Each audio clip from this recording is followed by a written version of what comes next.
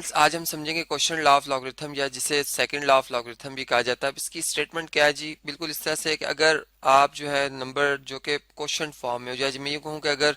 Number जो है वो डिवाइड हो रहे हैं, जैसे m ओवर n लिखा हुआ है, अब ये क्वेश्चन है और इसका अगर लॉग लिया जाएगा तो इसका आंसर जो होगा इक्वल टू होगा जी इस तरह से कि आप जो न्यूमरेटर में नंबर है जैसे m है इसका लॉग लेंगे, ठीक है, और बेस आप a ही रखेंगे और इसी तरह इसको सब्ट्रैक्ट करेंगे, इसमें से सब्ट्रैक्ट करेंगे, लॉगरिथम लेंगे जी किसका, डिनोमिनेटर में जो नंबर आ रहा है n, और बेस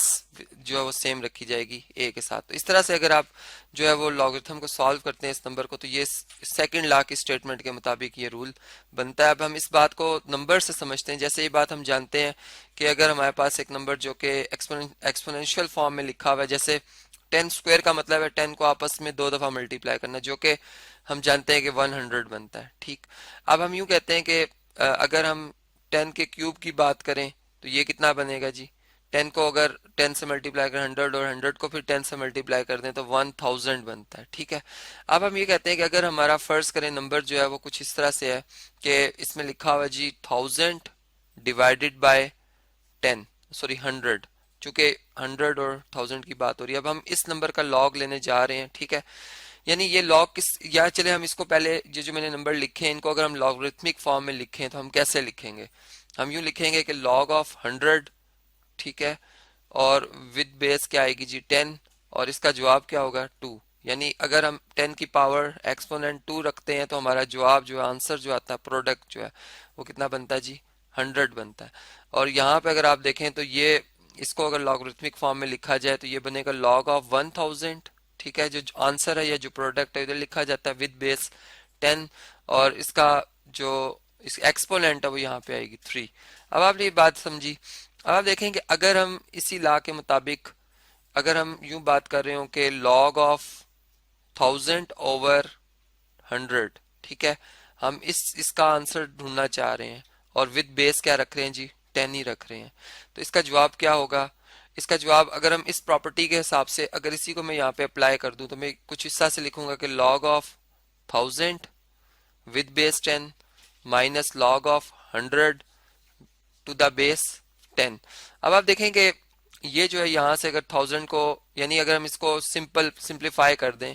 तो ये जो जीरोज हैं कैंसिल हो जाएंगे, यानी यहाँ पर बन जाएगा हमारे पास log ऑफ ये 10 बच जाएगा टू द बेस 10, जबकि यहाँ पे हमारे पास क्या आ जाएगा log of 1000 to the base 10, ये भी हमने देखा था किसके इक्वल है जी? 3 के इक्वल है। और log of 100 to the base 10 किसके इक्वल होता है जी? 2 के इक्वल होता है, यहाँ पे 2 आ जाएगा। अब हमने प्रॉपर्टी समझी थी कि जब भी हम किसी नंबर का लॉग लेते हैं जो कि डिफाइंड होता है और उसकी बेस भी वही होती है, वही नंबर होता है और वही बेस, तो इसका आंसर हमेशा 1 आता है। चूंकि एक बहुत अंडरस्टूड बात है कि अगर मैं इसको एक्सपोनेंशियल फॉर्म में लिखूंगा तो मैं लिखूंगा a बेस और इसकी एक्सपोनेंट 1 इक्वल टू a, तो ये हमें बिल्कुल बात समझ में आती है कि बात बिल्कुल दुरुस्त है। तो फिर यहाँ से ये हमारा जवाब 1 आएगा और यहाँ से अगर आप देखें तो 3 माइनस 2 क्या बनता है? 1 ही बनता है, यानी जो कि बिल्कुल ट्रू है। इसका मतलब कि ये जो ऊपर स्टेटमेंट लिखी गई है ये बिल्कुल वाकई, इसमें एक रीजन भी हमें नजर आ रहा है। हमने एक नंबर सब्स्टिट्यूट करके देखा जो कि बिल्कुल इसको ट्रू शो कर रहा है। अब इसी प्रॉपर्टी को हम जो है वो नंबर्स की यानी एक जनरल फॉर्म में इसको प्रूव करेंगे कि तमाम नंबर्स के लिए जो है यह रिजल्ट होल्ड करता है। तो अब हम यूं करते हैं जी कि चलें इसको यहाँ पे हम पेस्ट कर लेते हैं, या चलें इसी नंबर को हम दोबारा यहाँ पर लिखते हैं कि हमने जो ला लिखा था कि log of m divided by n to the base a, ये इक्वल टू होगा जी log of m to the base a minus log of n to the base a के। अब हम देखते हैं कि अगर फर्ज करें हमें रिजल्ट लाना चाह रहे हैं तो हमें log m नहीं पता कि m कौन सा नंबर है, ठीक है, लेकिन जो भी है ये डिफाइंड है, इसका log एग्जिस्ट करता है, तो हम कहते हैं इसके log का जो जवाब है वो x है। और इसी तरह जो हमारे पास ये सेकंड है log of n to the base a, इसका जवाब हम कहते हैं कि कोई भी नंबर है जो कि डिफाइंड है, हम कहते हैं चलें y है। अब इस नंबर को अगर हम एक्सपोनेंशियल फॉर्म में लिखें log से एक्सपोनेंशियल फॉर्म में, तो a पावर x जो है वो इक्वल टू m आ जाएगी, ठीक है, और यहाँ पर अगर आप देखें तो ये a power y equal to n आ जाएगी, ठीक है। अब हम देखें कि हमने बेसिकली इस नंबर को इसकी एक्सपोनेंशियल फॉर्म में लिखना है, लेकिन इसके लिए हमें पहले m over n, m divided by n का आंसर चाहिए। तो हम यहाँ पर m ओवर n की वैल्यू इधर से निकालेंगे कि a पावर x जो m के इक्वल है, तो यहाँ पर a पावर x आ जाएगा डिवाइडेड बाय n, n किसके इक्वल है, a पावर y के। अब यहाँ पे लॉ ऑफ एक्सपोनेंट्स के हवाले से मैं बात करूंगा। बेसिस सेम हो तो पावर्स जो होती हैं वो सब्ट्रैक्ट हो जाती हैं, यानी इससे नेक्स्ट हम यूं कर सकते हैं कि m ओवर n को लिख सकते हैं a power x difference y के, ठीक है। और अब आप देखेंगे अगर ये हमारे पास एक जो भी हमने एक नंबर लिखा जिसकी बेस a रखी है, इसकी एक्सपोनेंट x माइनस वाई है, जबकि इसका जो आंसर है यानी जो कि एक हमारे पास प्रोडक्ट है, ठीक है, यानी इसको खुद देखें तो ये क्वेश्चन है, लेकिन ये किस वजह से है जी, ये इस नंबर की पावर लेने से आ रहा है ये नंबर। तो अब इसको अगर मैं लॉगरिथमिक फॉर्म में लिखूं तो मैं किस तरह से लिखूंगा, जैसे ऊपर हमने इस फॉर्म से अगर इस फॉर्म में आना हो तो क्या करते हैं हम कि बेस सेम रखते हैं, यानी लॉग नंबर जो है, यानी अगर आप देखें तो m जो है जो कि यहाँ पर है हमारे पास राइट साइड पे, ये इधर राइट साइड पे क्या आ रहा है जी, m ओवर n यहाँ पे आ जाएगा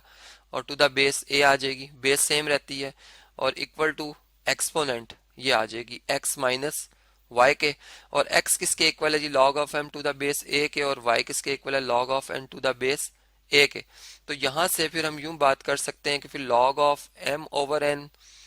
to the base a is equal to आ जाएगी जी, x की जगह आप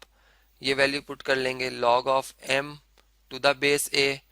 माइनस, ये माइनस का साइन है जी, और उसके बाद y की जगह ये value log of n to the base a। तो ये हमारा जो सेकंड ला है ये हमने इसको इस तरह भी प्रूव किया। अब हम इसमें कुछ और भी बातें हैं जो कि आपसे शेयर करना चाहेंगे कि बाज़ औक़ात स्टूडेंट्स जो हैं वो इसमें जो गलती करते हैं उनके मुताबिक कुछ ये बात होती है कि अगर log of m over n लिखा हुआ है और विद बेस a है तो वो इसको इस तरह से लिख देते हैं कि log of m with base a और divided by log of n with base a। अब ये अगर देखा जाए तो ये इस लॉ की ये प्रॉपर्टी नहीं है, यानी ये बिल्कुल गलत है, यहाँ पे ये नॉट इक्वल टू है, ठीक है। और इसी तरह से अगर फर्ज करें एक स्टूडेंट जो है वो log of m over n ही लिखता है और वो ये कहता है कि ये प्लस होंगे, यानी log ऑफ m और with base a plus log of n with base है, तो ये भी गलत है। यानी ऊपर जो मैंने आपको एक प्रॉपर्टी बताई थी नंबर्स के हवाले से, अगर आप इस पे आए और इस पे अगर गौर करें तो यहाँ पर आप देखें अगर मैं प्लस कर देता हूँ तो ये 5 बन जाएगा, 3 + 2 5, जबकि यहाँ पे 1 आएगा तो 1 5 के इक्वल नहीं होता, यानी ये प्लस भी नहीं हो सकता। फिर अगर यहाँ पे मल्टीप्लाई हो जाए फर्ज करें तो आप अगर यहाँ मल्टीप्लाई का सिंबल लगा दें तो ये 6 बन जाता है, जबकि राइट साइड पे लेफ्ट साइड पे अगर आप देखें तो 1 है यहाँ पे 6, यानी मल्टीप्लाई भी नहीं होगा,